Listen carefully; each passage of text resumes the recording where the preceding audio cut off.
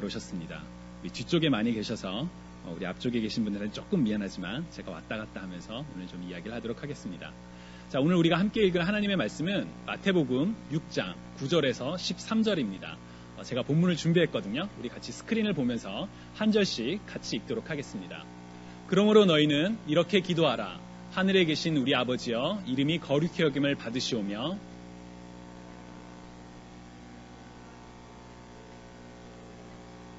오늘 우리에게 일용할 양식을 주시옵고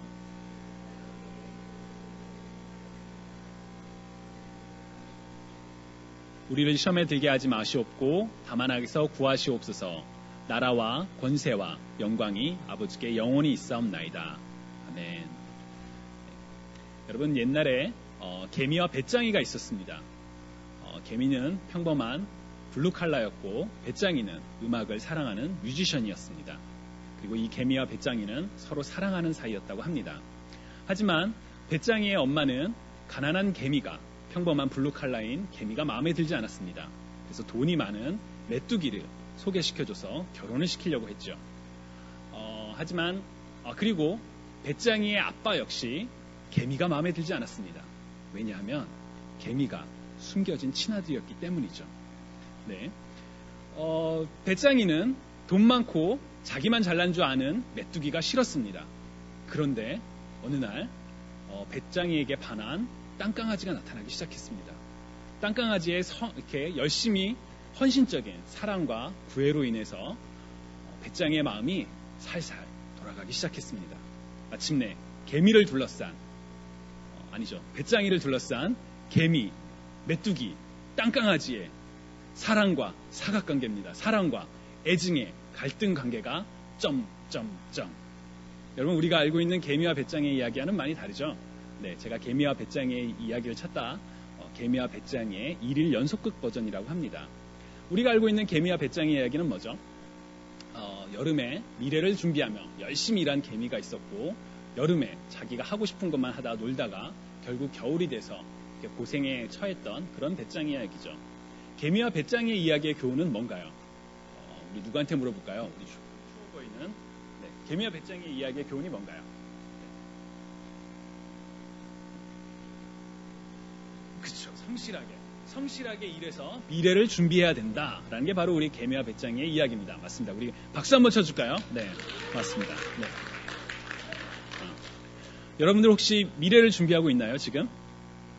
제가 제 생각에, 제 경험에 청년의 때에 정말 미래를 위해서 많이 준비하는 일이 많은 것 같습니다. 당장 여러분들 시험이 언제죠? 벌써 막 다음 주인가요? 다음 주에 있을 시험을 위해, 그 미래를 위해서 열심히 여러분 준비하고 계시죠? 여러분 또한 여러분들이 여기서 공부하고 있는 이유가 단순히 미국 생활을 하기 위함이 아니라 뭔가 그 다음에 미래의 스텝을 위한 준비를 하고 계시는 거죠. 우리는 그렇게 미래를 준비하며 살아가고 있습니다. 사실 개인적으로는 미래를 준비하기 위해서 현재를 놓치는 것이 그렇게 좋은 것 같지는 않습니다. 하지만 미래를 준비하는 것 그 자체는 굉장히 필요하고 또 우리에게 절실한 부분이라고 생각합니다. 근데 여러분, 우리가 단순히 미래를 준비하는 것 말고도 준비해야 될 게 하나 또 있습니다. 특히나 영적인 준비를 해야 할 필요가 있는데요. 그게 요새 같은 시절에 아까 우리 강민효 집사님께서 많이 찬양하면서도 계속 말씀해 주셨지만 3월 1일부터 부활절인 4월 16일 전일까지가 우리가 교회에서는 사순절이라고 불리는 기간입니다. 우리 혹시 사순절이 뭔지 알고 계시나요? 우리 최미연 선생님. 네, 혹시 사순절이 뭔지. 네. 그쵸. 예수님이 부활하시기 전 40일 동안. 근데 사실 3월 1일부터 4월 15일은 며칠일까요? 3월 1일부터 4월 15일까지. 대충 봐도 40일보단 더 되지 않나요? 3월 달이 31일까지 있고, 그래서 주일을 뺀 날이 바로 40일입니다. 왜 하필 교회에서는 40일이라는 이 기간을 정했을까요? 여러분, 성경에 사순절이 나올까요? 아니면 성경에는 사순절이 나오지 않습니다. 왜 40일을 정했을까요? 혹시 여러분이 알고 계시는 40일에 특별한 의미가 있나요? 40일. 우리는 보통 한국 전통은 100일 기도죠. 그렇죠? 맞습니다. 네, 맞습니다. 네. 성경 속 40일의 의미가 여러 가지 의미가 있는데 그 중에 가장 대표적인 게 광야에서 이건 현재 그 이스라엘의 시내산이라는 곳입니다. 시내산이라고 이제 신의 산이 아니라 시내 산입니다. 다른 표현으로는 호렙산이라고도 하는데 이스라엘 백성들이 이곳에서 하나님을 만나고 하나님의 계명을 받았죠. 그때 모세가 신명기 말씀을 보면 하나님께서 주실 언약의 돌판들을 받으려고 산에 올라가서 40주, 40야, 말 그대로 40일입니다. 이 40일 동안 머물며 금식하며 그 하나님의 계명을 받기를 기다렸던 기간이 바로 40일입니다. 또 그리고 여러분 열왕기 상의 말씀을 보시면 엘리야라고 굉장히 유명한 선지자가 있습니다. 그 엘리야가 이제 열심히 하나님의 말씀을 전하다 보니까 막 제 말을 안 들어주는 거예요. 여러분들 중에서도 지금 막 저를 안 보고 핸드폰을 보고 계시는 분들이 계시는데 선지자가 막 열심히 말씀을 전하는데 안 보면 막 속상하겠죠. 그런데 엘리야가 그래서 막 지쳤어요. 저도 가끔 사실 이렇게 좀 힘이 다운될 때가 있어요. 막 열심히 얘기하고 있는데 여러분들이 막 주무시고 계시면. 그런데 그래서 엘리야가 힘들 때 나 이제 더 이상 선지자 못하겠다. 저애로 비유를 하면 저 더 이상 설교 못하겠어요. 저 그냥 나가서 밥 먹을래요. 배도 고픈데. 막 이런 마음이었어요. 근데 하나님께서 호렙산으로 가라. 이스라엘 민족이 하나님을 만났던 그곳으로 가라 라고 말씀을 하셨죠. 그래서 엘리야가 여기 지금 열왕기상 말씀을 보면 이에 일어나 먹고 마시고 그 음식물의 힘에 의지하여 40주 40야를 가서 하나님의 산 호렙에 이르니라. 그리고 거기서 하나님을 만나고 다시금 힘을 얻어서 위대한 선지자가 될 수 있었죠. 그런 40일이 있고 또 신약에는 혹시 어떤 그림인지 느낌이 오시나요? 어떤 그림일까요? 맞아요. 예수님께서 사역을 시작하시기 전에 예수님은 거의 한 30쯤에 여러분 여기에 지금 30살 즈음에 계신 분들이 계신가요? 30살 즈음에. 네, 그렇구나. 네, 감사합니다. 그 나이쯤에 이제 처음으로 공생애를 시작을 하셨는데 그때 하기 전에 성경에 이르기를 그때 예수께서 성령에게 이끌려 마귀에게 시험을 받으러 광야로 가사 40일 밤낮을 금식하신 후에 줄이셨다라고 이야기를 합니다. 그 40일의 준비 기간을 거쳐서 예수님께서 드디어 사역을 시작하신 거죠. 우리 형제 이름이 어떻게 되죠? 네, 강훈. 네, 이름 은진이요? 용진. 우리 김용진 형제가 이제 열심히 지금 만약에 이 상황이면은 30살쯤에 40일 동안 열심히 준비를 한 다음에 그 다음에 밖에 나가서 막 예수 믿으십시오 막 이런 식으로 본인이 예수님이니까 그렇게는 얘기는 안 하겠죠. 그런 식으로 얘기하는 그런 상황이었겠죠. 어쨌거나 성경 속 40일 뭔가를 준비하는 특별한 시간입니다. 그렇기 때문에 어떤 사람들은 사순절이 단순히 영적인 준비를 위한 기간이 아니라 죄송해요. 제가 막 슬라이드를 안 보고 하니까 슬라이드가 계속 헷갈려요. 이 사순절이 영적인 준비 기간이 아니라 영적인 부흥의 기간이라고 이야기를 하기도 합니다. 그래서 이 부흥의 기간을 특별히 하기 위해서 교회 전통에서는 금식을 한다던가 그리고 지난 수요일에 제2수요일 예배라서 머리에 재를 바르는 재로 십자가를 그리는 그런 예배를 드린다던가 혹은 사랑을 나눈다던가 기도를 하는 그런 일들을 해왔습니다. 자, 그렇다면 여러분들에게 다시 질문이 있습니다. 여러분들 사순절 어떻게 지내고 계신가요? 이번에 앞에 계신 분들한테 한번 여쭤볼까요? 자, 우리 유리자매 사순절 어떻게 지내고 계신가요? 네, 저 좀 전에 저희 봤던 여기 중에 하나라도 혹시 하고 있는 게 있나요? 사실 쉽지 않죠. 그래서 제가 여러분들과 오늘 사순절 어떻게 우리가 잘 지낼 수 있을까? 그 중에서 기도에 대해서 같이 나누려고 이 본문을 같이 읽었습니다. 자, 기도가 뭘까요? 준이 형제, 기도가 뭘까요?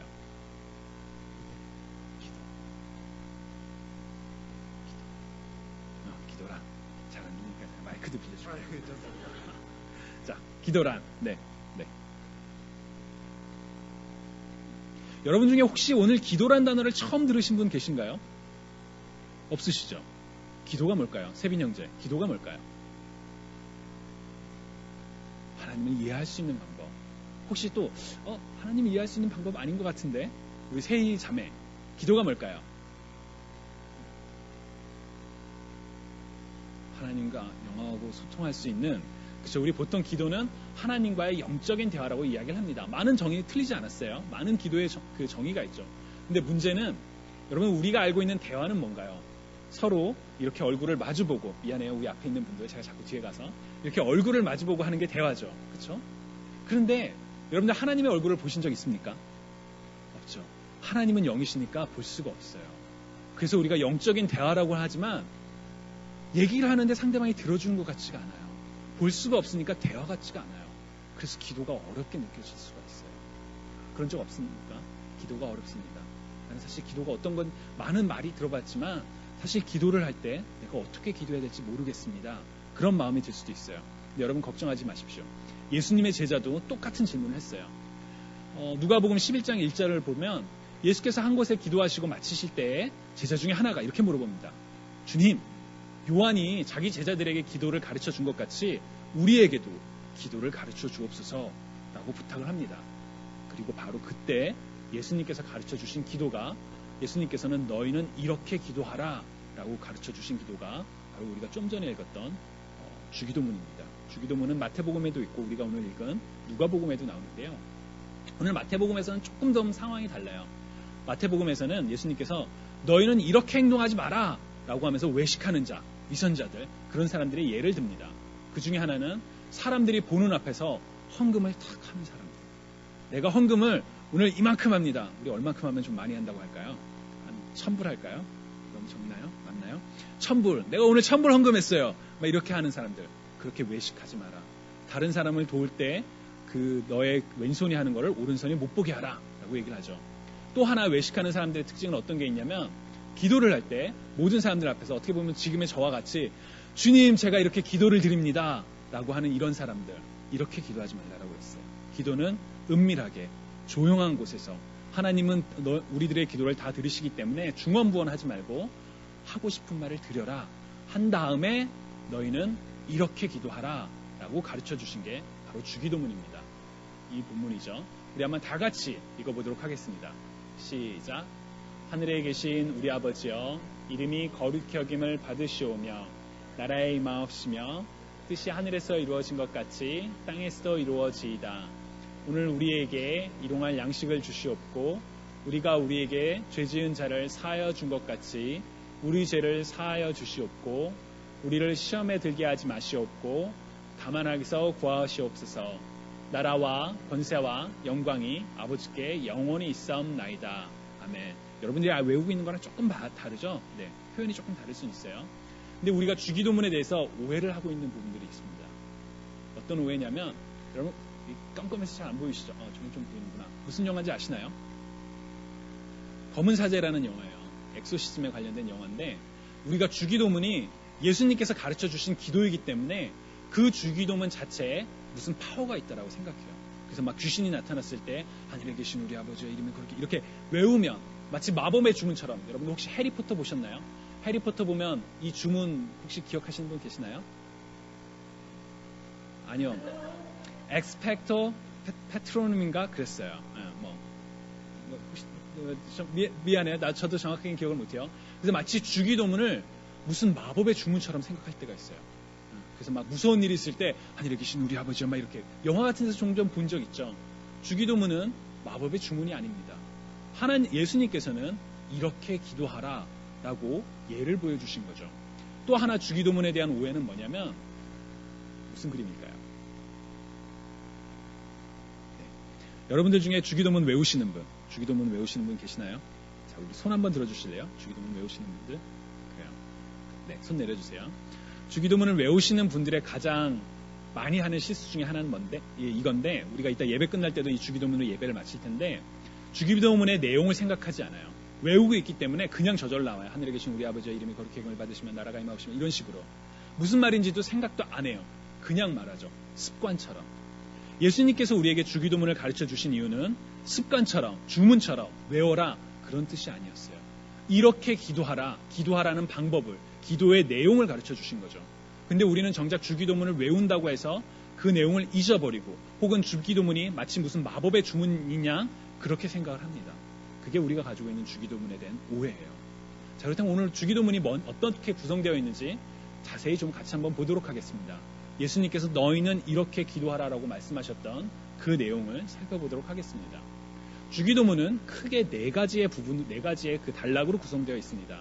하나는 부름, 하나는 하나님을 향한 간구, 또 나를 위한 간구, 그리고 송영이라는 부분인데요. 이걸 한번 자세히 보도록 하겠습니다. 처음에 이렇게 시작하죠. 하늘에 계신 우리 아버지요. 하늘에 계신 우리 아버지요. 여러분 구약에서 하나님을 아버지라고 부르는 일이 몇 번이 나올까요? 구약의 사람들은 하나님을 어떻게 불렀을까요? 혹시 아시나요?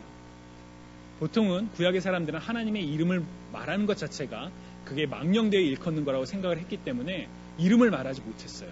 그래서 단어가 있어도 그 단어를 발음하지 못했죠. 그래서 몇백 년이 지나자 그 단어를 실제 발음하는 걸 잊어버렸어요. 그런 정도로 이스라엘 구약의 사람들은 하나님의 이름을 말하지 못했어요. 그리고 만약 말해야 되는 경우가 있을 땐 이렇게 얘기했죠.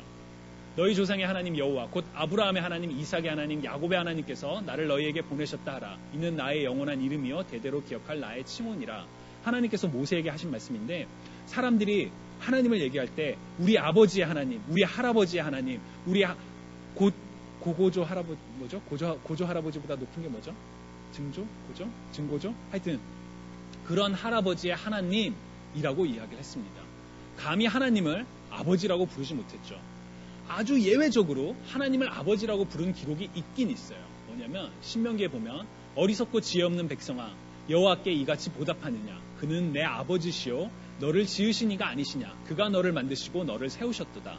모세가 이스라엘 백성들한테 하는 건데, 하나님과 우리의 관계가 영적인 아들과 아버지의 관계다라고 얘기를 했지만 하나님을 감히 아버지라고 부른 적은 없습니다. 구약의 어디를 찾아봐도 하나님 아버지 비슷한 표현들은 있지만 우리의 아버지여 라고 부른 사람은 아무도 없습니다. 근데 예수님께서는 하늘에 계신 우리 아버지여 라고 기도를 하셨습니다. 우리가 생각할 때는 예수님은 하나님의 아들이니까 당연한 거겠죠. 아들이 아버지라고 부르니까. 근데 예수님은 뭐라고 하고 이 주기도문을 가르쳐 주셨죠? 너희는 이렇게 기도하라. 이 말은 뭐냐면 우리더러 하나님을 아버지라고 부르라는 거예요. 여러분 요새 그 역적이라는 드라마가 하고 있죠. 홍길동이 나온다고 들었는데 홍길동의 가장 핵심 핫 키워드가 뭡니까? 그쵸. 아버지를 아버지라 부르지 못하고 형을 형으로 부르지 못하는 바로 그거. 그 서러움. 근데 예수님께서는 아버지라고 불러라. 하나님을 너희 아버지, 하늘에 계신 우리 아버지라고 부르라 라고 가르쳐 주셨습니다. 여러분 하나님이 여러분의 아버지인가요? 우리 한번 가슴에 손을 얹고 얘기해 볼까요?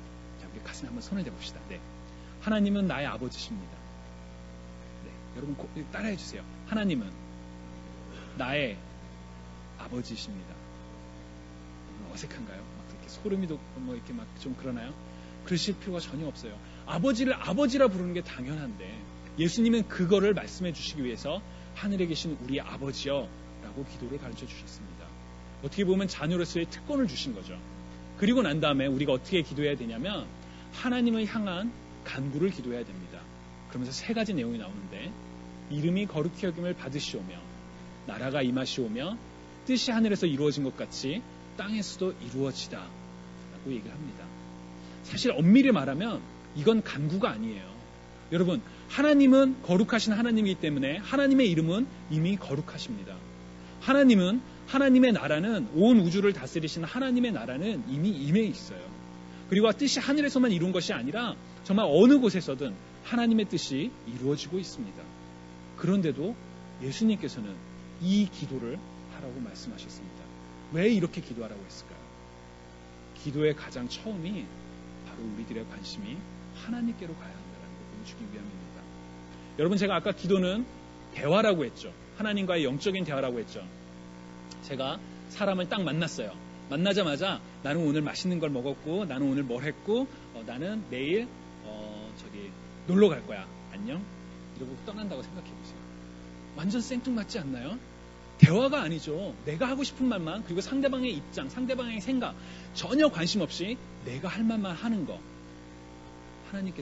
예수님께서는 우리가 그런 식으로 기도하지 말라고 하셨어요. 여러분 기도의 중심은 내가 아니라 하나님입니다. 여러분들 연애의 기술 같은 거 볼 때 그런 내용이 있죠. 좋은 그 연애의 기술이 뭔가요? 상대방의 이야기를 들어주는 거죠. 상대방의 입장에서 생각해 주는 거죠. 하나님과의 기도도 마찬가지입니다. 우리에게 정말 필요한 기도는 여러분들이 기도할 때 한번 생각해 보세요. 예를 들어 오늘 이따 식사 기도하겠죠. 맛있는 음식 주셔서 감사합니다. 잘 먹을게요. 건강하게 해주세요. 예수님 이름으로 기도했습니다. 아멘. 혹은 다음 주에 시험 있으신 분들 기도할 때 하나님 공부한 거 다 생각나게 해주세요. 100점 A 플러스 예수님의 이름으로 기도했습니다. 아멘. 우리가 하는 많은 기도의 대부분은 하나님에 대한 내용이 없어요. 기도가 나한테만 초점을 맞추고 있어요. 기도가 영적인 대화라고 하지만 하나님에 대한 내용이 없죠. 근데 예수님께서는 이렇게 기도하라 라고 말씀하신 다음에 우리의 시선이 먼저 하나님께로 향해야 함을 가르쳐 주셨습니다. 그 다음에 예수님이 가르쳐 주신 기도의 세 번째 파트는 나를 위한 간구입니다. 오늘 우리에게 일용할 양식을 주시옵고 우리가 우리에게 죄 지은 자를 사하여 준 것 같이 우리 죄를 사하여 주시옵고 우리를 시험에 들게 하지 마시옵고 다만 악에서 구하시옵소서. 여러분, 저는 참 재밌는 게 뭐냐면 예수님께서 우리의 시선을 하나님께로 향하게 한 다음에 우리 자신의 문제가 있을 때 먼저 첫 번째로 일용할 양식, 생존에 필요한 음식에 대한 기도를 하라고 가르쳐 주셨어요. 음식에 대한 네 삶의 절박한 문제에 대해서 기도해도 좋아. 그걸 가져오렴 이라고 가르쳐 주신 거죠. 여러분들 혹시 먹을 게 없어서 혹은 입을 옷이 없어서 근데 뭐 옷장에 옷이 많아도 항상 입을 옷이 없다라고 우리는 고민이 되죠. 그러나 그런 생존의 문제들에 대해서 고민하고 있으면 기도하십시오. 이런 것까지 기도해야 되나요? 아니요. 기도해야 합니다. 우리 삶의 문제를 하나님께 가져오는 것 필요합니다. 그게 바로 첫 번째 나를 위한 간구고요. 그리고 두 번째 파트는 저는 사실 주기도문에서 가장 어려운 부분이라고 생각해요. 우리가 우리에게 죄 지은 자를 사하여 준 것 같이 우리 죄를 사하여 주시옵고 여러분 우리의 죄는 예수 그리스도로 말미암아 용서함을 받았습니다. 그런데 예수님께서는 우리보다로 이렇게 기도하라고 가르쳐 주신 게 바로 이 내용이에요.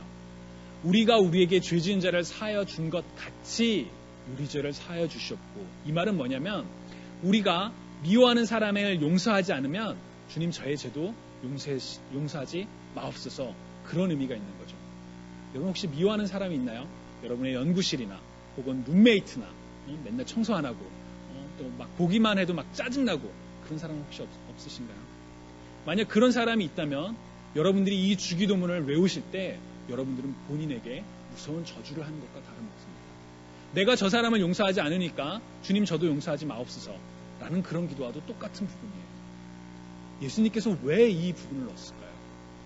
예수님께서 우리를 위하여 십자가에 달려 돌아가셨으니까 그 사랑을 먼저 보여주셨으니까 너네도 아버지의 자녀로서 하나님 아버지의 자녀로서 똑같은 책임을 져라 라는 그런 뜻이 아닐까 저는 생각할 때가 있어요.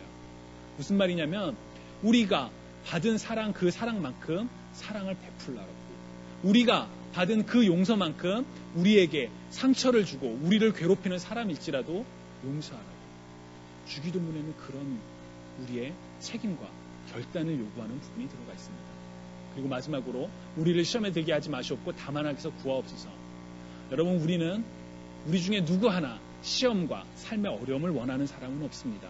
저도 가급적 일생이 그냥 평탄했으면 좋겠어요. 큰일 뭐 작은 일 없고 그랬으면 좋겠어요. 근데 그렇지 않죠. 갑작스럽게 무슨 사고가 생길 때도 있고 갑작스럽게 어려움이 생길 때도 있고 고민이 있을 때도 있고 우리 삶엔 여러 가지 문제들이 있습니다. 심지어 갑자기 쪽지 시험을 본다고요. 수업에 갔는데 이거 웬일이죠? 하필이면 예습도 안 했는데 막 이런 상황들. 그런 상황에 대해서 우리는 단순히 갈등만 할 게 아니라 그런 일이 없게 해달라고 기도를 해야 합니다. 그렇게 기도하라고 또 가르쳐 주시기도 하셨고 근데 저는 이런 생각이 들어요. 만약에 우리 삶에 그런 문제들이 없으면 어떤 일이 발생할까? 제가 여러분들처럼 청년 때에 대만으로 선교 여행을 간 적이 있는데 그때 잊혀지지 않는 한 사람이 있습니다. 이전에 우리 소개했던 그 사형리를 갖고 소개했었는데 사형리를 다 설명했어요. 그 사람이 저한테 이런 얘기를 하더라고요. 자기는 학위도 다 땄고 학위도 다 끝마쳤고 돈도 부족하지 않고 건강하고 부족한 게 하나도 없는데 내가 왜 예수 그리스도를 믿어야 하는지 이유를 설명해달라고. 뭐라고 말을 할 수가 없더라고요. 특히 뭐 내용도 내용이고 제가 그 사람이 뭐 영어로 말하는 걸 제가 영어로 답할 수 있는 능력이 안 됐었기 때문에 그리고 그 사람과 이렇게 헤어졌던 기억이 있는데 우리 삶에 아무런 문제가 없으면 우리의 영이 죽어갑니다. 왜 죽어가냐고요? 기도를 안 하니까. 우리 삶에 아무런 고통이나 시련이 없으면 하나님한테 관심을 갖지 않으니까. 여러분들 생각해 보세요. 모든 일이 다 순조롭게 지나가요. 그러면 여러분들께서 하나님을 찾으시겠습니까? 그런데 이 기도는 우리를 시험에 들게 하지 마시옵고 다만 악에서 구하시옵소서는 이 기도는 우리의 삶이 설령 평탄할지라도 이렇게 기도하라.